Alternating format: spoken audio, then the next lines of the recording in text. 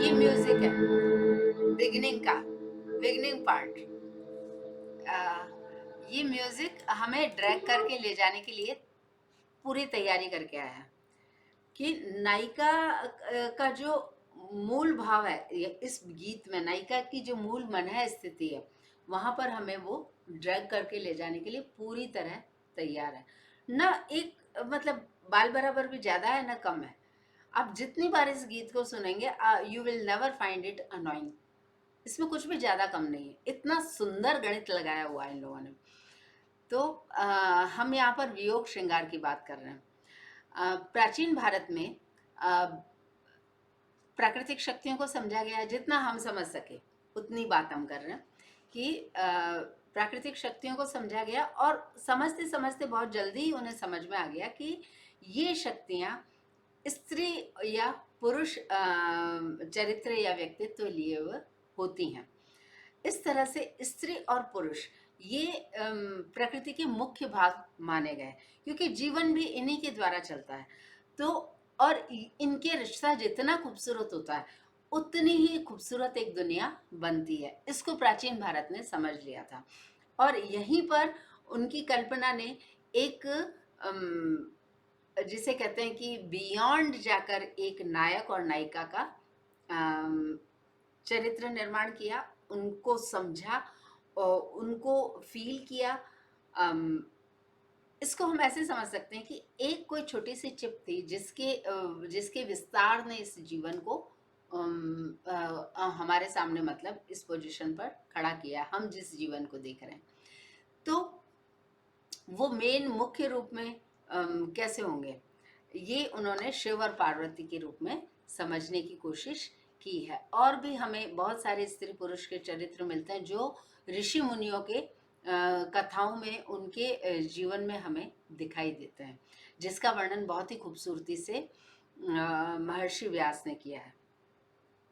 पौराणिक ग्रंथों में हम उसे पढ़ते हैं। हम सारी चीज़ें नहीं पढ़ सकते हैं, लेकिन हम जितना पढ़ पाए उतना हम पढ़ रहे हैं। पढ़े और हम समझ के उसको अपने तरह से उसे समझने की कोशिश कर रहे हैं।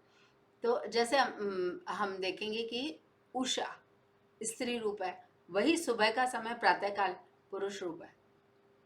तो एक ही चीज को उन्होंने मतलब स्त्री और पुरुष के चरित्र और व्यक्तित्व के अनुसार समझा। आज के समय में क्या है कि ये भेद कम हो गया है, लेकिन उस समय क्यों रहा होगा, क्योंकि हम समझ सकते हैं कि मतलब पुरुष शिकार पे जाता होगा या खेती बाड़ी करता होगा या भोजन की व्यवस्था करता होगा। स्त्री जो थी वो उसके बच्चे पालती थी, उसके बच्चों को जन्म देती थी। तो उन मतलब वो जीवन को आगे लेकर चलती थी। तो उन्होंने अपना काम बांट रखा था जीवन को आगे ले जाने का। तो उनका जब काम बंटा हुआ था तो उनका व्यक्तित्व और चरित्र भी निश्चित रूप से भिन्न भिन्न हो गई। तो वो उन्होंने उस तरीके से उसे समझकर और अपने अपने तरीके से उसे प्रेजेंट किया है। राग रागिनियों में हम इस चीज़ को बहुत ज़्यादा पढ़ते सुनते हैं। राग रागिनियाँ जो हैं वो समय और स्थान का वर्णन है। एक्चुअली यदि कोई पूछे कि राग और रागिनियाँ क्या है, तो वो समय और स्थान का वर्णन कर रही है, लेकिन उसमें मुख्य रूप से श्रृंगार का ही हमें वर्णन मिलता है। वियोग श्रृंगार या संयोग श्रृंगार, दो में से एक। वियोग श्रृंगार की महिमा इसलिए ज्यादा होती है क्योंकि उसमें अभाव है, अभाव का ही प्रभाव है। संयोग श्रृंगार में नायक नायिका साथ हैं तो उनका ध्यान इधर उधर भी जाता है, वो बहुत रिलैक्स हैं। लेकिन जब वियोग श्रृंगार उनके जीवन पर हावी है तो उन्हें हर चीज में वो नायक या नायिका ही दिखाई देती है। तो ये रिलेशनशिप का मतलब क्लाइमैक्स पॉइंट है। और यहाँ पर जिस गीत की हम बात कर रहे हैं वो गीत में नायिका वियोग श्रृंगार की पीड़ा को झेल रही है और वो कभी भी बिखर कर गिर सकती है। तो वो अपनी पीड़ा जो एब्स्ट्रैक्ट है उसे कॉन्क्रीट फॉर्म में लाकर उसको इस तरीके से खड़ा कर रही है अपने सामने कि वो अपने प्राण बचा ले। नायिका के प्राण गले में है। प्राण प्रयाण प्राण अग्नि, अग्नि कितनी चीजों का भार वहन करती है, वो भस्म रूप में परिवर्तित कर देती है और वातावरण का भी निर्माण करती है। सबको भस्म रूप में वो परिवर्तित नहीं कर पाती है। तो अग्नि एक वो जो प्राण रूप अग्नि है, उसे वो कैसे संभालती है और कैसे खुद को बचाती है, इस पूरे गीत में इसका वर्णन है। यहाँ पर नायिका खुद को एक नायिका के रूप में नहीं देख रही है, वो उस नायक के साथ, अपने नायक के साथ बिताए हुए इस खूबसूरत पलों की समृद्धि को याद कर रही है। और इस समय जो विपत्ति उस पर है, उन दोनों के बीच में वो झूल रही है और इस झूलने में वो कब फिनिश हो जाएगी, वो उस पॉइंट से घबरा रही है और खुद को संभाल रही है। यहाँ नायिका की स्थिति ये है। ठीक है, तो हम इसमें बिगिनिंग हो गया म्यूजिक।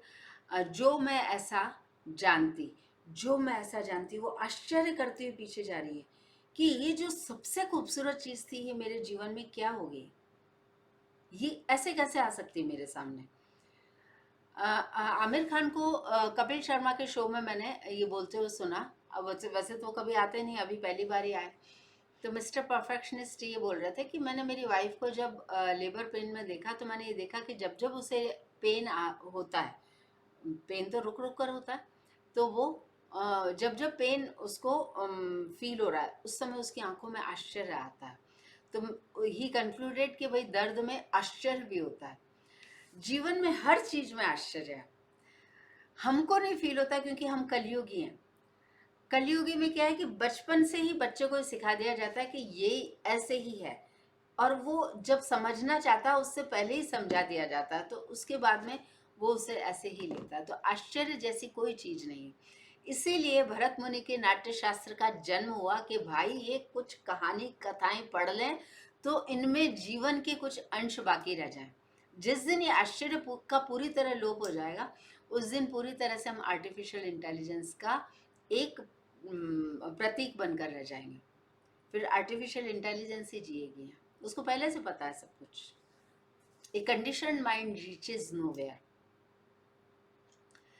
तो यहाँ पर हम नायिका आश्चर्य में, जो मैं ऐसा जानती, वो पीछे जा रही है। ई वो बहुत सुंदर आलाप है कि प्रीत, ये हमने बनाया है कट का मुख, और ये इंटेंस रोमांस को बताता है। ठीक, ये वो उसे देखती है, प्रीत किए, आश्चर्य करती है वो, यहाँ पे दुख होए, ये ठीक है, वो उसको खींच के लाएगी यहाँ पे, प्रीत किए दुख होए नगर। यहाँ पे उसका भाव बदलता है कि मैं सबको बता देती, ढिंढोरा पीटती, एक एक का घर दरवाजा खटखटाती, भड़बड़ाती कि खोलो खोलो, समझो कि प्रीत, अगेन उसने ये मुद्रा बनाई है कि प्रीत न करियो। बड़ी मुश्किल से धीरे धीरे चल रही है, क्यों? क्योंकि वो बिल्कुल ब्रेकिंग पॉइंट पर है। चंद्रमा मन स्वरूप होता है। क्यों? क्यों माना ज्योतिष ने, क्यों माना साहित्यकारों ने? चंद्रमा पर ग्रेविटी नहीं है। क्या वो गए थे वहां पर? नहीं, उनके पास में एक अंतर्दृष्टि थी जिससे वो जानते थे कि वहां पर ग्रेविटी नहीं है। जो डीप इमोशन और इंटेंस इमोशन के साथ जीता, वो फिर शरीर रूप में नहीं रहता। वो हाथ यहाँ है तो वो उसे उठा के वहां तक ले जाके और लाने में भी उसे एक भार का मतलब भार वहन करने जैसा लगता है। शरीर एक भार जैसा हो जाता है उसके लिए। चंद्रमा में भी ग्रेविटी नहीं है, और ये जो इंटेंस इमोशन में रहता है, वो भी ग्रेविटी से बाहर हो जाता है, ऐसा है। तो ये यहाँ पर वो है, ये म्यूजिक है कि प्रीत ना करियो कोई, मैं एक मर रही हूँ मैं, लेकिन मैं सबको समझाती हुई मरती कि ये काम कर मत लेना, ये इसकी जो, इसका जो दर्द है ना, वो बियॉन्ड है। आपके जीवन का मतलब ही नहीं रह जाएगा वहां पे फिर कुछ। आप उसको छूटते हुए देखोगे, और इसको छूटते हुए देखना सबसे बड़ी पीड़ा है। यहाँ पर एक बहुत लाउड म्यूजिक है, मतलब एकदम पावरफुल, टैन टैन टा, ठीक है ना। तो वहां पर वो नायिका होश में आती है, फिर वो मोहे भूल गए, अगेन वो इसी मुद्रा में सांवरिया हाथ को देखती है। क्यों इस तरीके से हम बिहेव कर रहे हैं? क्योंकि अब्स्ट्रैक्ट को कॉन्क्रीट में लाते हैं तो कहानी क्यों कही जाती है? पीड़ा वाली कहानी जब हम शेयर करते हैं तो वो अब्स्ट्रैक्ट को कॉन्क्रीट में लाकर हम खुद को बैलेंस करने की कोशिश कर रहे होते हैं, और जब हम बैलेंस हो जाते हैं तो हम हमारी चीज़ों को संभालने लग जाते हैं। जब हम संभालने लग जाते हैं तो हम उससे बाहर आने लग जाते हैं। ये है प्रीत किए मोहे भूल गए सांवरिया, मुड़ के मोहे भूल गए, यहाँ पे उसको वो उसका वो प्लेजेंट फॉर्म उस रिश्ते की याद आ रही है। भूल गए सांवरिया, घूम के फिर मोहे भूल गए, ऐसा कैसे हो सकता है? ये है वो वाला है। भूल गए सांवरिया, भूल सांवरिया पे ये इस तरीके से होगा, और मोहे भूल गए सांवरिया, वो मुझे याद करता नहीं करता, वो मुझे याद करता नहीं करता, वो मुझे याद करता नहीं करता। ही लव्स मी नॉट, कुछ फिल्म थी ना महेश भट्ट की, थोड़े थोड़े फिल्में नहीं देखती हूँ मैं, पर थोड़े थोड़े ऐसे सीन याद रह जाते हैं। तो भूल गए सांवरिया, आवन कह गए अजहु न आए, है ना, आवन कह गए, वो कितनी बड़ी बात कहे, अजहु न आए, बड़ी मुश्किल से संभाल के ला रही हो, और यहाँ पे वो चकित है, अजहु न आए, ऐसा हो ही नहीं सकता कि वो मुझे कह के जाए और ना आए। लीनी न, घूमेंगे, मोरी खबरिया, ये कथक डांस का एक बड़ा विशेष हस्तक है, कभी और बात करेंगे इसमें। मोहे भूल गए सांवरिया, या मोहे भूल गए सांवरिया, स्टैंड स्टिल पोजीशन पर है नायिका, प्राण गले में आए हुए हैं, अग्नि न ऊपर जा रही है न नीचे जा रही है, और व्यवस्था चरमरा रही है। ये फिर यहाँ से वो घूमना घूमना है, हम में से ज़्यादातर डांसर्स को ही मालूम है ये वाला, है ना। वो ये हम कब बताते हैं? जब सिचुएशन बदलने की कोशिश कर रहे होते हैं। नैन कहे रो, दिल को दिए क्यों, दुख विर हाके, ये अराल हस्त बना के जहर पिया। विरह का जो दर्द है वो जहर समान है। जहर क्या है? जिसको आपकी बॉडी इम्यूनिटी कैसे भी ना पचा सके, वो तैयार ही ना हो। इसका सीधा सा मतलब है कि आपकी इम्यूनिटी अपने आप को विकसित करती है, लेकिन कुछ पॉइंट्स ऐसे हैं जहाँ पर वो बिल्कुल साफ मना कर देती है। तो उसको जो विकसित करने में जो मुख्य भूमिका निभा रहा है, वो कोई ना कोई इस इम्यूनिटी का सेंटर पॉइंट है। उस सेंटर पॉइंट को वो वाली जगह नहीं चाहिए, विरह उसे नहीं चाहिए। दिल को दिए क्यों दुख विरह के, तोड़ दिया क्यों महल बना के। ये महल, ये क्या है? कर्तृमुख, महल बना के, कदम का पेड़ दिखा रही है नायिका। कदम का पेड़ वो उस कुंजन वन में ही मिलने की जगह हो सकती थी, क्योंकि पहले कॉफी शॉप्स होती नहीं थी, सीसीडी नहीं होते थे ना, तो और व्हाट्सएप भी नहीं थे, तो कदम के पेड़ मतलब वही उनके लिए महल था। महल में यदि वो एक दूसरे के साथ नहीं है तो वो भी क्या है? जहर है। तो तोड़ दिया क्यों महल बना के, आस दिला, आस, ये आस थी, मतलब मैं अपने आप को निखरा हुआ महसूस कर रही थी तेरी उम्मीद में, मतलब तूने जो बात कही उसमें आस दिला के। ओ बेदर्दी, ऐसे कैसे कर सकते हो तुम?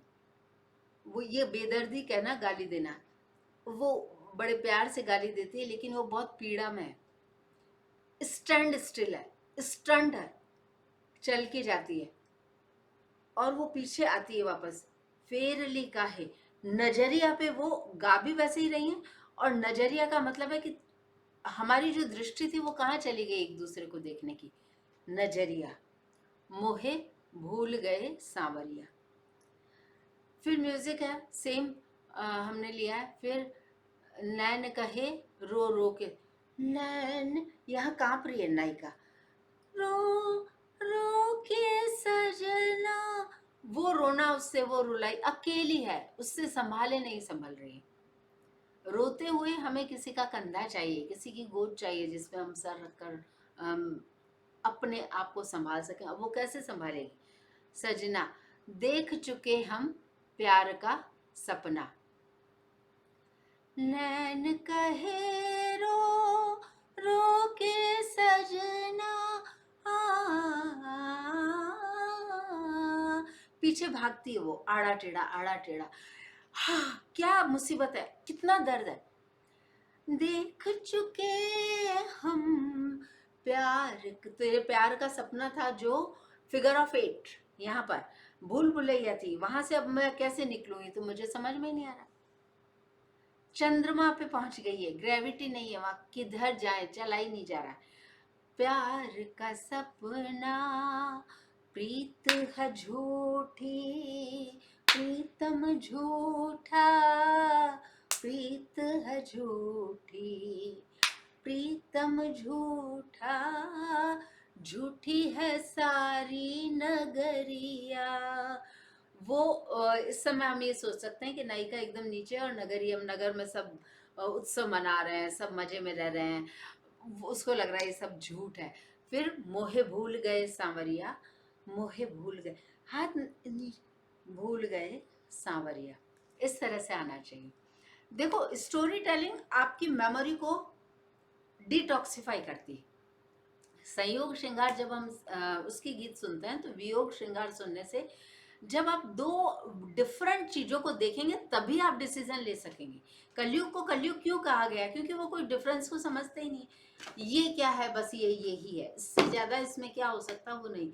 जो इसको समझ लेगा, डिफरेंसेस को समझ लेगा, दो विरोधी चीजों को समझ लेगा, वही कुछ उसमें आगे बढ़ सकता है कुछ नया करने में। अदरवाइज कैसे करेंगे? आप तो कॉपी क्रिएट कर रहे हो, एक के बाद एक कॉपी बनाते जाओ। थाउजेंड बना सकते हैं, क्रोर्स बना सकते हैं, इनन्यूमरेबल बना सकते हैं, कॉपीज का क्या है? क्योंकि ह्यूमन बॉडी डिजाइन ही इस तरीके से की गई कि वो crores and crores and crores of copies it can actually create और ब्रिंग इनटू एग्जिस्टेंस। उसका क्या करेगा? एग्जिस्टेंस क्या करेगा? सारा ब्रह्मांड एग्जिस्टेंस का, उसको ज्यादा से मतलब नहीं है। उसको मतलब है कि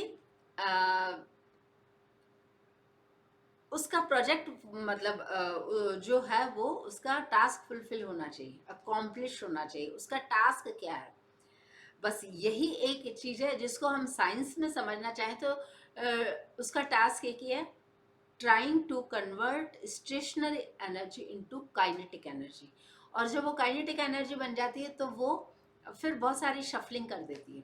तो वो शफलिंग जो है वो उसे ब्रह्मांड को चाहिए, जो कलयुग में अब संभव नहीं है। यदि थोड़ा बहुत संभव है तो वो स्टोरी टेलिंग के माध्यम से संभव है। और स्टोरी टेलिंग मतलब लता जी के गीतों से बढ़िया कहीं नहीं मिलेगी। और मुझसे जो लोग इस तरह से बात कर लेते हैं ना लता जी के बारे में, या मतलब किसी ऐसे आर्टिस्ट के बारे में जो कि नॉर्मल लोग बात करते हैं किसी भी महिला को लेकर, वर्किंग लेडी को लेकर, उनके पास में बातें क्या है? The word is turning into something like, अब बोलना नहीं चाह रही हूँ मैं यहाँ पे, अपने आप को विराम देना चाहूंगी। तो उस तरह से जब बात करते हैं ना तो 2-4 दिन तक तो दिमाग ही खराब रहता है। अपने आप को संभालना मतलब एक टास्क हो जाता है उस समय। एनीवेज, तो ये एक स्टोरी हमने समझी, नायिका किस स्थिति में। तो जब हम एक स्थिति को समझते हैं तो उसकी प्रीवियस भी समझ में आ जाती है और उसकी जो आगे आने वाला समय है वो भी हमें समझ में आता है। Thanks for joining us. और हमने इस डांस को थोड़ा थोड़ा करने की कोशिश की है। आई होप कि आपको जमेगा। करूं मैं वापस करूं?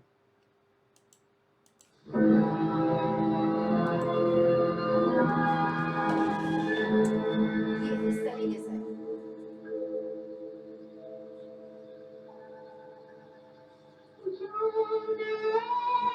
पीछे जाइए,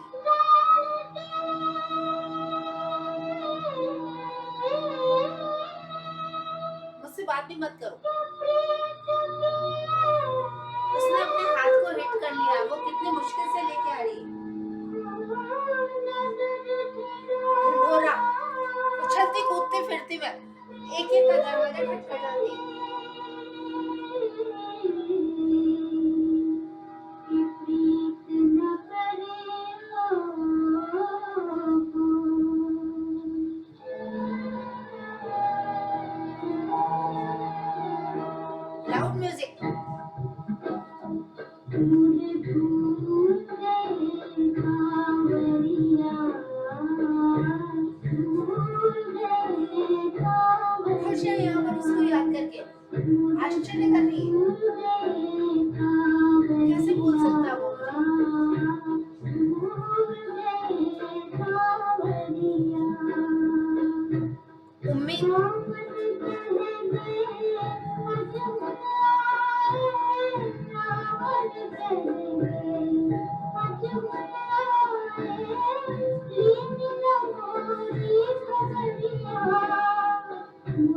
लेने चाहिए।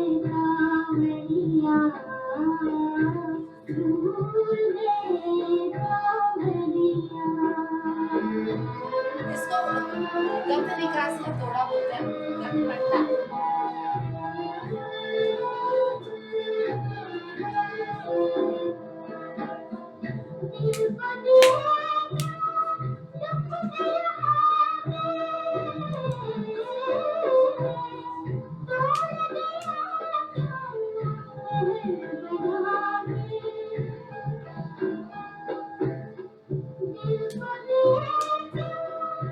ये जहर पीना।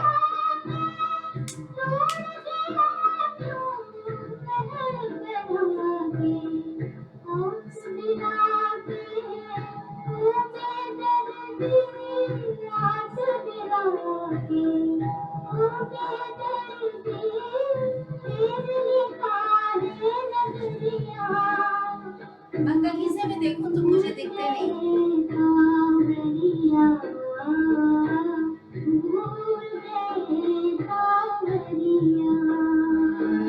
अगेन सेम घूमना। ये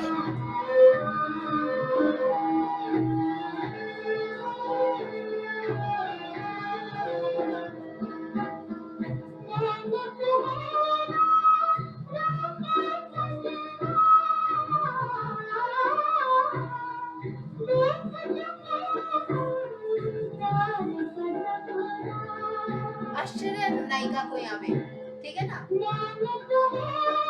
सेम।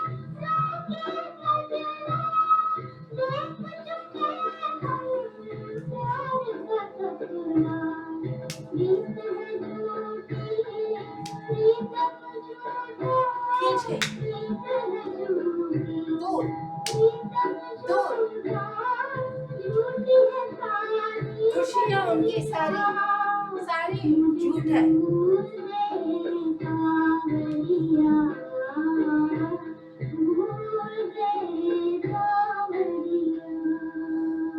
जब मन भारी है तो सब कुछ भारी भारी है, इन द सेंस कि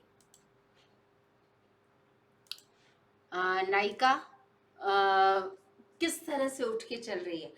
अब्स्ट्रैक्ट से कॉन्क्रीट में आना अपने आप में एक टास्क है, वेरी टफ, और द नायिका is going through that phase. हमने थोड़ा सा ये समझने की कोशिश की है।